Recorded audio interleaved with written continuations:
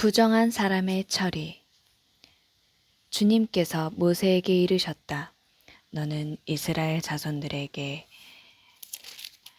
명령하여 악성 피부병 환자와 고름을 흘리는 사람과 주검에 다 부정하게 된 사람을 모두 진영 밖으로 내보내게 하여라. 너희는 남자 여자가 가릴 것 없이 내보내야 한다. 그들은 진영 밖으로 내보내어 내가 이스라엘 자손들 가운데서 머무르는 진영을 그들이 부정하게 만들지 않도록 해야 한다. 이스라엘 자손들은 이렇게 하여 그들을 진영 밖으로 내보냈다. 이스라엘 자손들은 주님께서 모세에게 이르신 대로 하였다. 잘못에 대한 배상.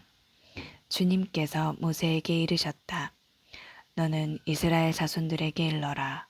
남자든 여자든 남에게 어떤 잘못을 저질러 주님을 배신할 경우 그 자는 죄인이 된다. 그런 자는 자기가 저지른 잘못을 고백한 다음 손해를 끼친 이에게 전액을 보상하고 거기에 5분의 1을 더하여 갚아야 한다. 그러나 그 피해자에게 대신 보상을 받을 근친이 없으면 속죄 예식에 쓰는 속죄 순양은 물론이고 그 보상도 주님에게 돌아가 사제의 몫이 된다. 이스라엘 자손들이 사제에게 가져오는 모든 거룩한 예물 가운데 흔들어 바치는 것은 모두 사제의 것이 된다.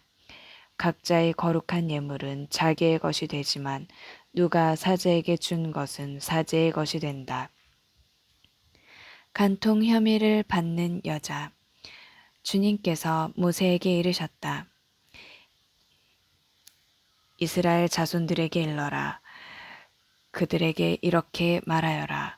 어떤 사람의 아내가 빗나가 남편을 배신하고 다른 남자와 동침하였는데 그 여자가 제 몸을 더럽힌 사실이 남편 눈에 드러나지 않고 감추어진 채 증인도 없고 현장에서 붙들리지도 않았을 경우 남편이 질투심에 사로잡혀 실제로 몸을 더럽힌 아내를 의심하게 되거나 또는 질투심에 사로잡혀 몸을 더럽히지 않았는데도 아내를 의심하게 되면 그 남편은 자기 아내를 사제에게 데리고 와야 한다. 아울러 아내 몫으로 보릿가루 10분의 1 에파를 예물로 가져와야 한다. 이 예물에는 기름을 따라서도 안 되고 유향을 얹어서도 안 된다. 그것은 질투의 곡식 제물이며 죄를 상기시키는 기억의 곡식 제물이기 때문이다. 사제는 그 여자를 가까이 오게 하여 주님 앞에 세운다.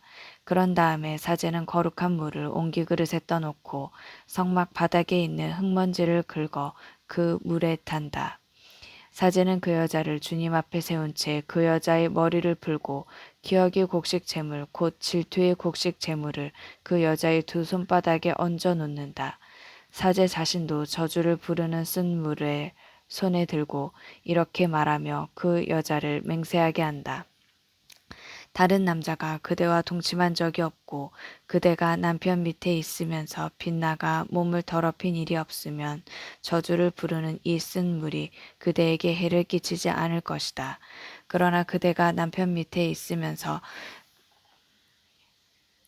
빗나가 몸을 더럽혔거나 남편 아닌 다른 남자가 그대와 동침한 적이 있으면 그때 사제는 그 여자에게 저주의 맹세를 하게 하면서 이렇게 말한다. 주님께서 그대의 허벅지를 떨어져 나가게 하시고 그대의 배를 부풀어 오르게 하시어 그대의 백성 가운데에서 그대를 저주와 맹세의 본보기로 만드실 것이다. 이제 저주를 부르는 이 물이 그대의 창자 속에 들어가 배를 부풀어 오르게 하고 허벅지를 떨어져 나가게 할 것이다. 그러면 그 여자는 아멘, 아멘 하고 대답하여야 한다. 사제는 이 저주를 글로 써서 그 쓴 물에 씻는다. 저주를 부르는 쓴 물을 그 여자에게 마시게 하면 저주를 부르는 그 물이 몸 안에 들어가 쓰라리게 하는 것이다. 사제는 그 여자의 손에서 질투의 곡식 제물을 받아 주님 앞에 흔들어 바치고 제단으로 가져온다. 사제는 그 곡식 제물을 한 손 가득 퍼내어 그것을 기념 제물로 제단 위에서 살라 연기로 바친다. 그런 다음에 그 물을 여자에게 마시게 한다.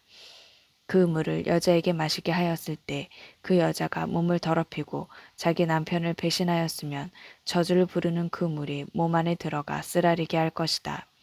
그 여자의 배를 부풀어 오르게 하고 그 여자의 허벅지를 떨어져 나가게 할 것이다. 그리하여 그 여자는 자기 백성 가운데에서 저주의 본보기가 될 것이다.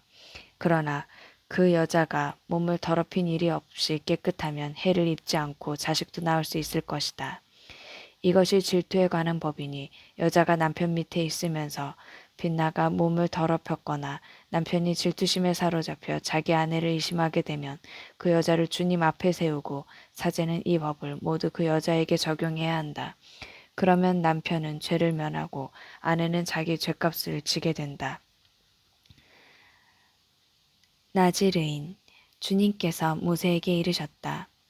너는 이스라엘 자손들에게 일러라. 그들에게 이렇게 말하여라. 남자든 여자든 자신을 주님에게 봉헌하기로 하고 특별한 서원, 곧 나지르인 서원을 할 경우 그는 포도주와 독주를 삼가야 하고 포도주로 만든 식초와 독주로 만든 식초를 마셔서는 안 된다. 또 어떤 포도즙도 마셔서는 안 되고 날포도도 건포도도 먹어서는 안 된다. 봉헌 기간 내내 그는 씨에서 껍질에 이르기까지 포도나무 열매로 만든 것은 어떤 것도 먹어서는 안 된다. 서원한 봉헌 기간 내내 그는 머리에 면도칼을 대어서는 안 된다.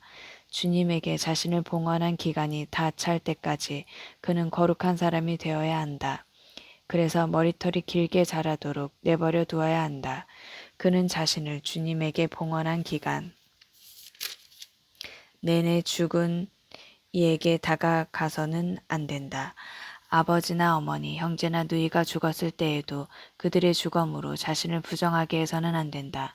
하느님에게 봉헌한 표를 머리에 지니고 있기 때문이다. 봉헌 기간 내내 그는 주님에게 거룩한 사람이 되어야 한다.